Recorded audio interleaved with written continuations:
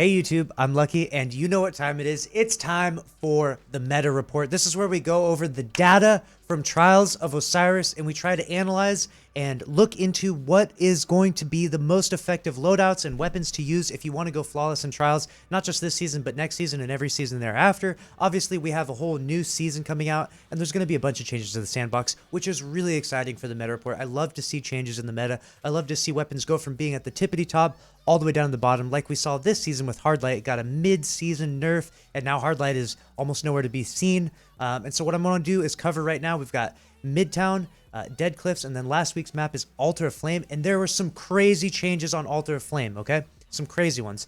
Now, last week, the #1 weapon was Fellwinter's Lie. No surprises there. That weapon just recently came out, and you guys got a little bit crazy with it, okay? You were really excited about it. I told you it was the best shotgun in the game, and you just went absolutely ape with it. You just spammed and killed everyone with it, which is really crazy that Fellwinter's Lie was the #1 used weapon, because we never saw that with Mindbender's Ambition or Astral Horizon. So really, really crazy that Fellwinter's Lie was #1. But this week, it appropriately fell to #4, which is a lot closer to where I think it should be. Now, what I'm going to do is I'm going to bring my face cam down for just a second here. We can look at some of the other crazy weapons, all right? The first on the board is no surprises here. Revoker, all right, get out of here. I can't wait for sunsetting to get this gun out of here. This gun is so overused. If you're a sniper, you pretty much have to use Revoker. It's the strongest sniper in the game. It gives you free ammo back if you miss, so that's definitely no surprise there. It's a pretty big map. Altar Flame is a medium to medium large sized map.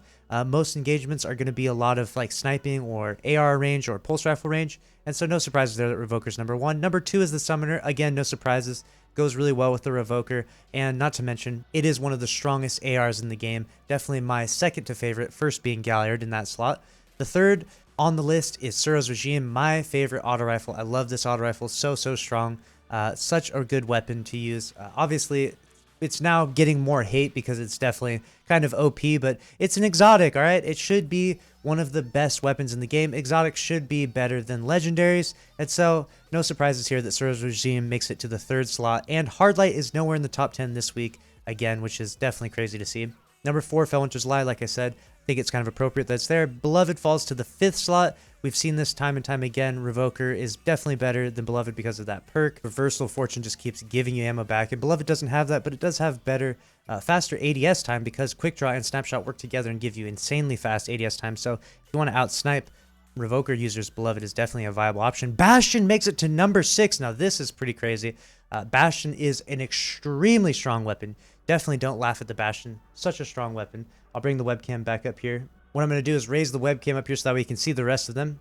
We've got in the #7 slot Spare Rations. No surprises here. Hand cannon lovers love the Spare Rations. That is their go-to weapon. No surprises. That's the #1 hand cannon, and that still made it in the top 10. I know hand cannons aren't nearly as popular this season or as powerful this season, but we'll see what happens in future seasons and future sandbox changes. They did mention some tweaks to auto rifles, so we may see a rise in hand cannons again, or we may see a rise in auto rifle different archetypes. I'm thinking that 720 RPM auto rifles could be insane.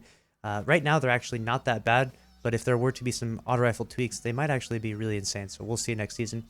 The #8 spot, though. This gun, I don't understand. The Drang Baroque. This made it into the top 10 spot 2 weeks ago on Midtown, as you can see here, and it blew my mind. I did not realize that the Drang Baroque was so strong. Are you using this gun? A lot of people did this weekend, and it must be really good. I myself have tried out sidearms both in RNG Rumble and in Crucible a little bit, and they're really strong, but it's really hard to fight against shotgun users, especially when they're rocking Antaeus wards with a sidearm. But let me know in the comments below if you're rocking a sidearm and which sidearm are you rocking, and if you are rocking a sidearm, definitely give the Drang Baroque a try, because clearly that is an extremely strong sidearm in the current meta, and this is the last weekend of Trials, and if you rock it, you might have a better chance of going flawless. Who knows? The #9 spot, I dreaded this day. I dreaded this day. This weapon has never made it into the top 10 throughout all of Trials this entire season, and I thought it was because Mountaintop doesn't one-hit kill people that often. Usually it makes them like one shot, and then people tickle them with another weapon like an SMG or an auto rifle or hand cannon, whatever it may be. And I thought maybe that was the reason why, and I still think that probably is, which even scares me more that the numbers are this high. 370,000 kills, which means, can you imagine the number of people that got brought to one shot from Mountaintop and then finished off with their weapon when they were one shot? Ooh, My blood is literally boiling just thinking about it. I cannot believe that the Mountaintop made it to the top 10. This makes me so angry. Mountaintop is my most hated weapon. But sunsetting is coming soon.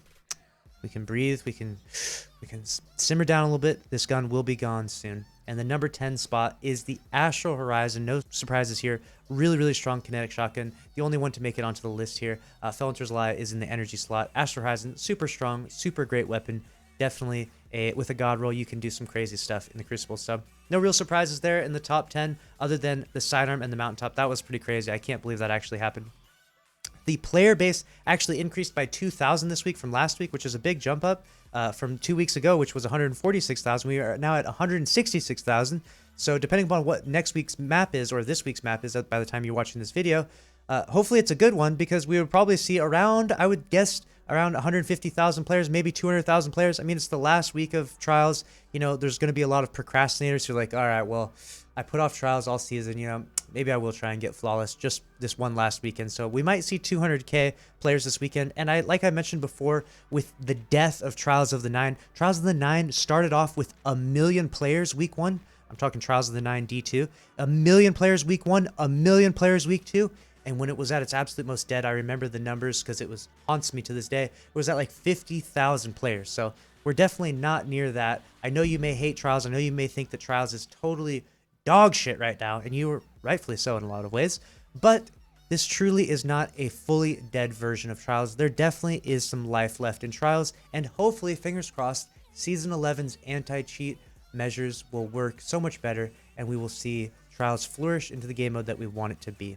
But that's going to be it for this video. I hope you all really enjoyed this. I can't wait to do this again next season. This has been a really fun season of doing this meta report. Let me know what you think of the video. I will be reading all of your comments below, and make sure to subscribe if you like this content, because I am going to be doing this all next season, and I will try and help you get it flawless inside Season 11 Trials. I'll see you in the next video. Later.